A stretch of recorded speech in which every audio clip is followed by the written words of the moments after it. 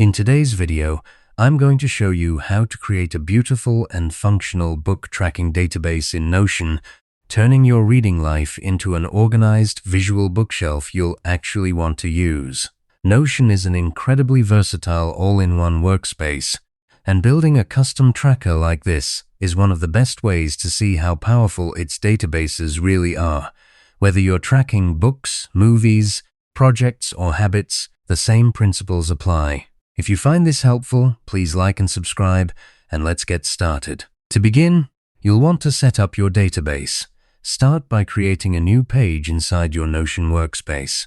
You can do this by clicking the Add a Page button in the sidebar, which will open a blank canvas. Now, the quickest way to build a database from scratch is to use Notion/command. Simply type a /, then gallery, and you'll see an option that says New Database appear. Select that and Notion will instantly create a brand new gallery view for you. Give your database a name right away. Something like My Bookshelf or Book Tracker works perfectly. This name will appear at the top of your database and helps you keep everything organized if you later add more databases to the same workspace. With your database created, it's time to add what Notion calls properties. These are essentially the columns of your spreadsheet, the fields that will hold all the details about each book. Click on any blank book card. It will probably show as a gray placeholder to open its individual page. Once inside, look for the Add a Property button, usually at the top of the page. Let's start with the author field. For this, I recommend using a multi-select property. The reason is simple.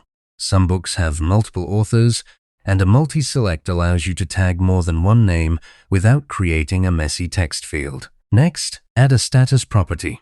You'll want to track where each book is in your reading journey. Use a select property, or if you prefer, Notion's dedicated status property type, which comes with pre-made options like Not Started, In Progress, and Complete. I like to customize mine to Want to Read, Reading Finished, and Dropped. This gives you real clarity at a glance. Then, add a rating property, again using a select type. Here's a pro tip: use emojis as your options. You can type a single star, 2 stars, 3 stars, and so on in the property options. Emojis make your database visually scannable and are much more fun than numbers. Next, add a format property with another select field. This lets you tag whether a book is a physical copy, a Kindle edition, or an audiobook. It's a small detail, but incredibly useful when you're trying to remember which device you need to grab. Finally, add a Dates Read property and select the date type. When you add this property, make sure you toggle on the End Date option. This gives you a date range, so you can log both when you started and when you finished. This is perfect for looking back at your reading history and seeing how long each book actually took you.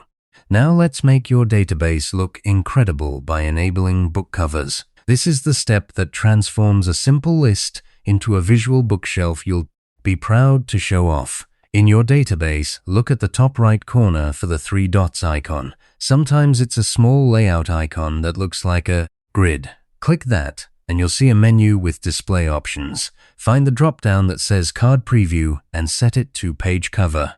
This tells Notion to show whatever image is set as the page cover for each book. If you've already added a book, you can set the cover by hovering over the top of the page and clicking Add Cover. Notion will automatically suggest relevant images, or you can upload your own. One more setting to toggle. Look for Fit Image just below the Card Preview option. Turning this on ensures the entire cover image fits neatly inside the card without being cropped awkwardly. Without it, you might see just the center of the cover, which defeats the purpose of having a visual shelf. Now, one of Notion's superpowers is the ability to slice and filter your data without breaking anything. Let's create a filtered view. Look at the top of your database, right next to the name, My Bookshelf. You'll see a plus icon. Click it to create a new view. You'll be asked to name this view. Call it Currently Reading or Want to Read, depending on your goal. Notion will create a new tab in your database that starts as a duplicate of your main view. Now, click the filter button that appears near the top of the view. Add a condition by selecting the property Status, then choose Is and select Reading from the drop-down. Instantly, your view will show only books that have that status. This is incredibly useful.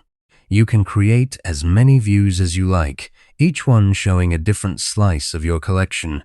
Books you've finished this year, books rated 5 stars, even audiobooks you haven't started yet.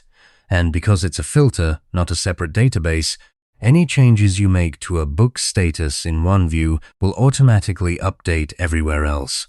You've now built a complete, custom book tracking system in Notion that not only keeps your reading organized, but looks beautiful while doing it.